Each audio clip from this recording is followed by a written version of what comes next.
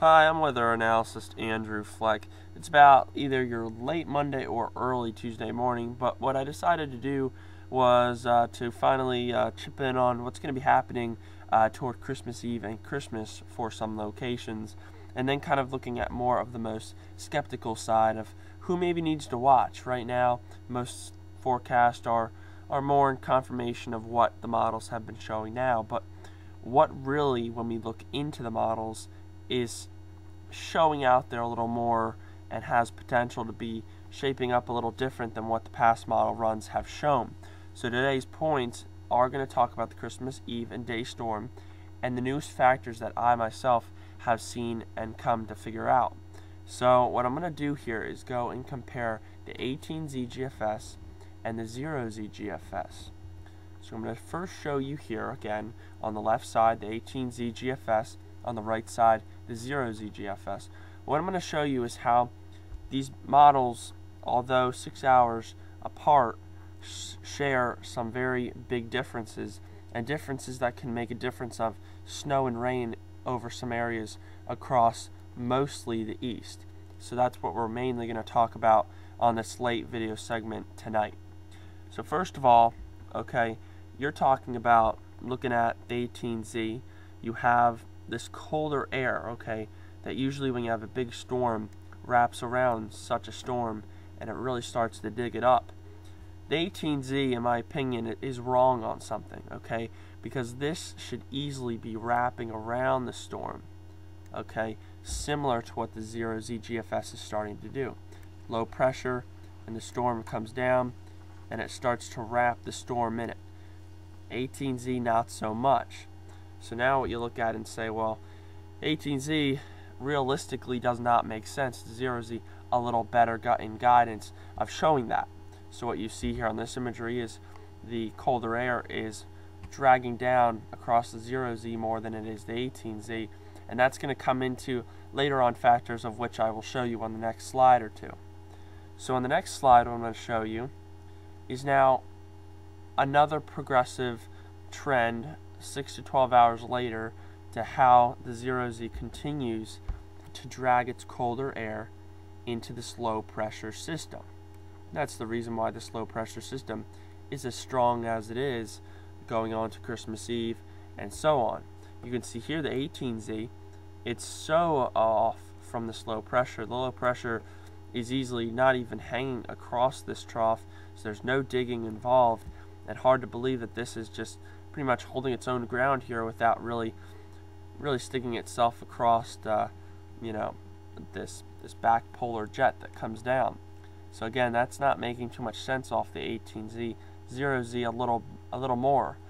So now you're sitting there and you're saying, okay, Andrew, what is this going to start to do? What is this going to start to mean for the east? We've seen what we were talking about. We're talking about the 0Z digging into the storm more. We're talking about 18Z not so much. What does this mean for the east? On the next imagery, I'm going to show you what it means for the east. 18Z, 0Z. This is what I'm talking about. When you have a storm that is dragging in to this low pressure, okay, what happens is this system itself gets so strong or so brought in to this jet that it starts peeling only its closest millibars into this jet and then starts breaking off, as you can see here, okay. GFS has a low pressure down around Georgia, down around the southeast. Now the big question is, well, this seems to be wrapping the low pressure in.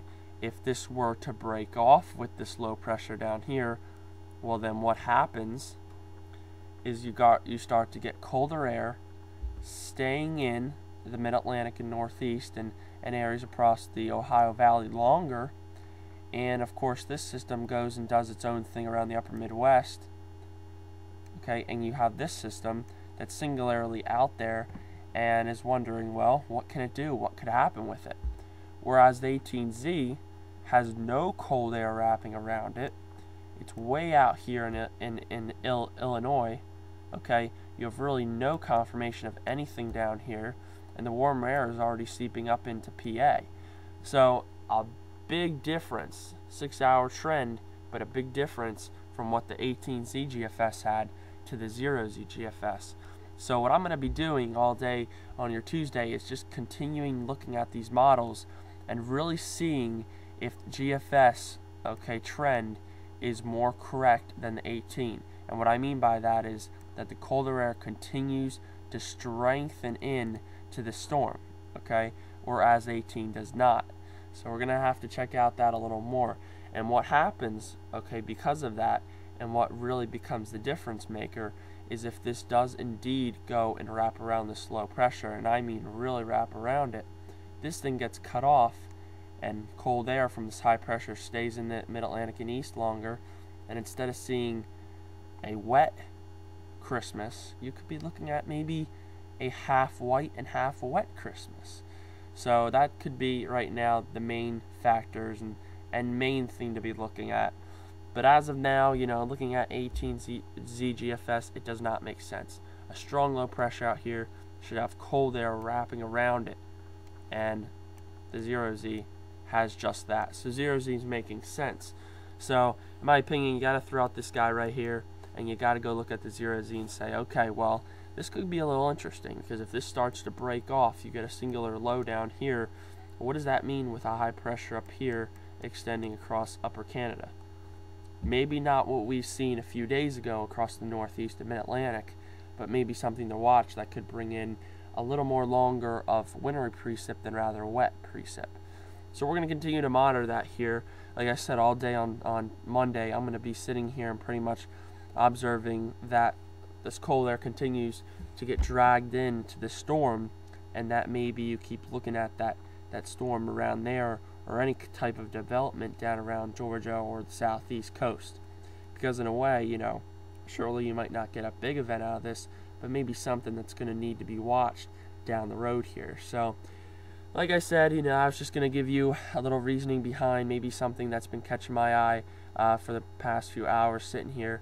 So I just thought I'd throw that out to you guys. And really that's about it for right now for late Monday, or late Sunday into Monday, and get into maybe Monday afternoon, and I start seeing this thing start to trend indeed closer to what the 0Z had, well then we might have to do another video and maybe talk a little more about this.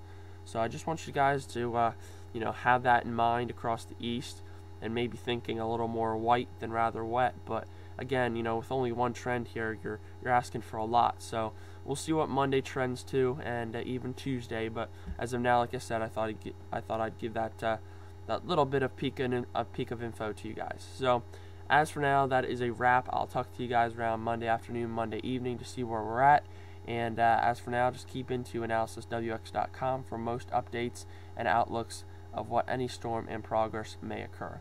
So I'm analysiswx.com's weather analyst Andrew Fleck.